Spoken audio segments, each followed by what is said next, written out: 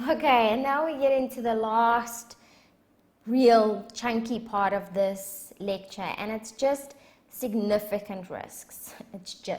But the standard has said we expect you guys to identify risks of material misstatement at a financial statement level, and we expect you to identify risks at the assertion level. However, there are going to be certain risks at the assertion level that we believe are very important to the auditors. And so these are just risks that have been assessed at the assertion level that the auditor needs to consider a little bit more, and they are called significant risks. You'll see that when we get to next week's lecture and responding to risks, there's specific response we need to do for significant risks, but in order for us to do that, we need to identify them first. Okay?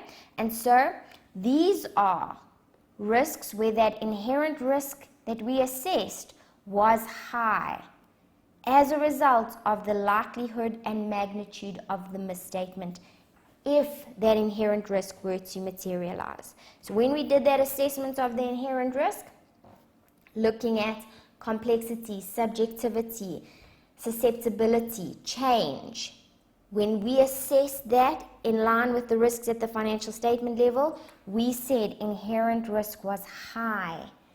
Okay, the standard talks about the spectrum of the likelihood and the magnitude being high. If we say it's high, then there is a significant risk associated with that risk, so that class of transaction or account balance now would be considered to have a significant risk.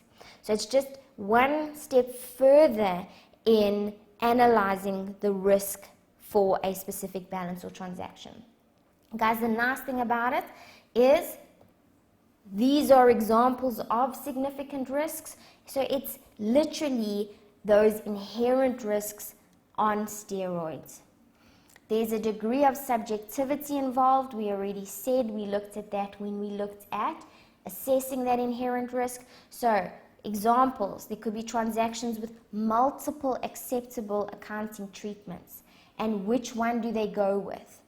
Or there's estimates, and there's estimation uncertainty is high because there's a complex model for determining this estimate. Or the accounting principle is subject to different interpretations. So there's subjectivity around determining this account balance or class of transaction, and because the subjectivity is so high, we're going to say it's a significant risk. Or there's complexity in either collecting the data for that balance or transaction, or in the calculation for that balance or class of transaction. So already when we assessed inherent risk, we looked at the complexity. Now we're saying that the complexity is high enough for us to say there's a significant risk here. When we looked at the inherent risks in the assessment, we looked at change. Well, here we're saying the change is significant enough for us to say that this now becomes a significant risk. Okay, let's quickly look at those inherent risks. Couple of slides up, you come to those factors to consider when assessing those inherent risks. So there we can see complexity, subjectivity, and change. If those three are assessed to be significant, to be higher, then these three could identify significant risks.